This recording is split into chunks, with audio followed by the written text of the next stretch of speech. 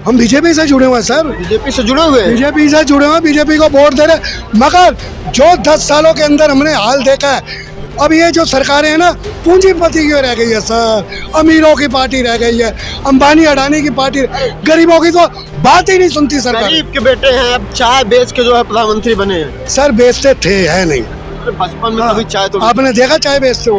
अब वो कहते हैं, उन्होंने खुद बताया अपने मुंह सब क्या कहते हैं। मुझे तो ऐसा लग रहा है उन्होंने चाय बेची है तो आने वाले टाइम में 140 करोड़ जनता फिर चाय बेचेगी।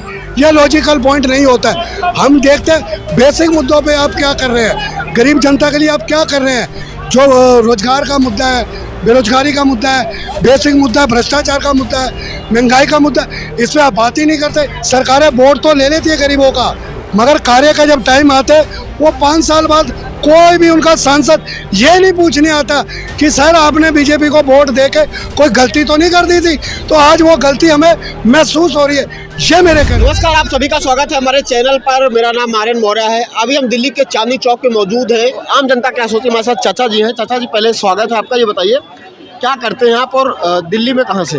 देखिए, हम लोग दिल्ली से सुरेंद्रनगर मार्केट से, हम रेडी पटरी से आते हैं, ठीक है जी, वहीं पे कार्य करते हैं।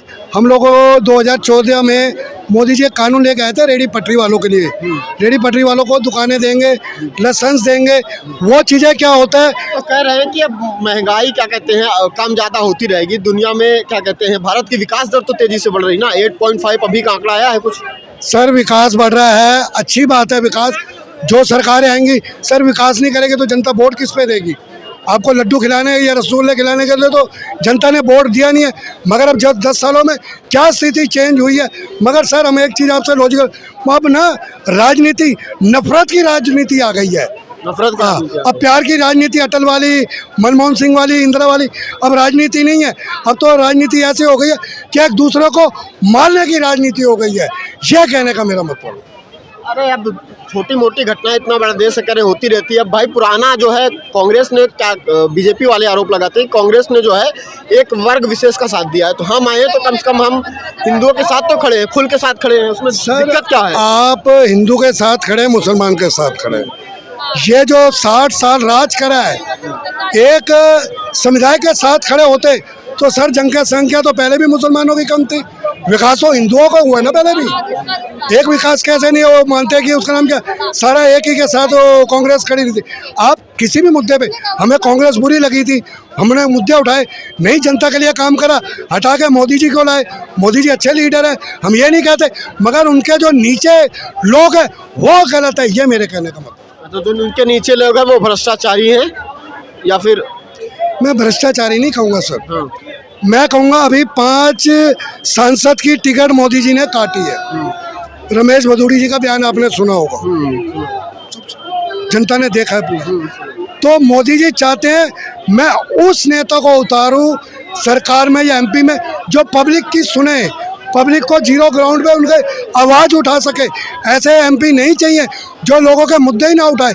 ये मेरे कहने का मतलब। तो कौन आएगा, क्या लगता है फिर से आएंगे मोदी जी, कोई और पार्टी है? देखो एक ना लॉजिकल पॉइंट है, ब्रह्मा विष्णु महेश मोदी जी को नहीं रोक सकते प्रधानमंत्री बनाने में। और रही, हम तो दिल्ली से आते हैं, हम दूसरे की, दिल्ली के अंदर 7 में से 4 से 5 सीटें केजरीवाल या कांग्रेस निकालेगी।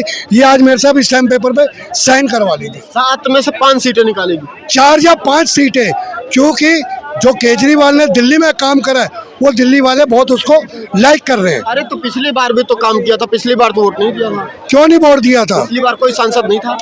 आज भाई साहब अब समय बदल गया यार। अब एमसीडी उनके हाथ में है, एनडीएमसी उनके हाथ में। हाँ, यह दौर आया कि उनको एलजी काम नहीं करने दे रहा, ये उनके लिए बड़ा दुर्भाग्य की बात है। ये मेरे कहने का।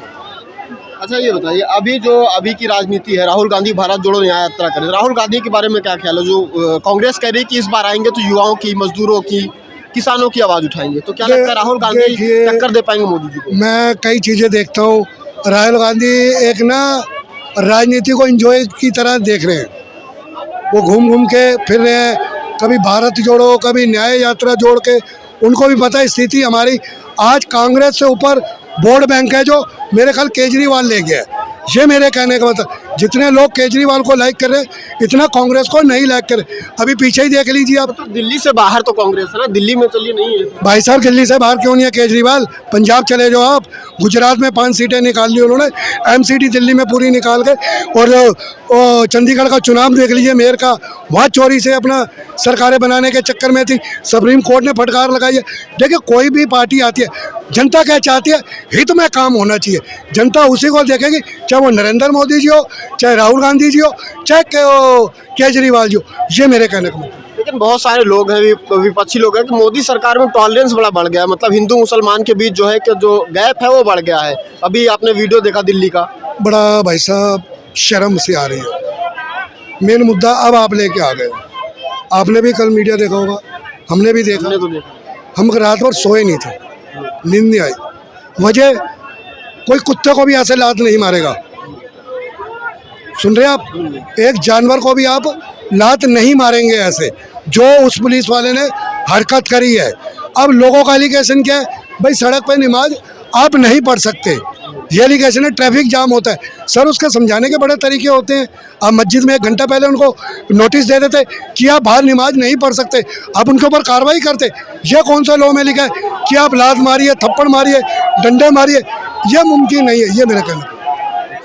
जो हुआ वो गलत था। बहुत सर, सारी दुनिया मुसलमान तो विरोध कर रही है, सारा हिंदू विरोध कर रहा है उस पुलिस वाले का। क्या बातें करें, जो गलत है उसको गलत ही कहा जाएगा ना। हाँ, कई लोगों की आत्मा मर चुकी हो तो उनके आगे पट्टी बंधी है, ये मेरे कहने का मतलब। जय हिंद, जय भारत।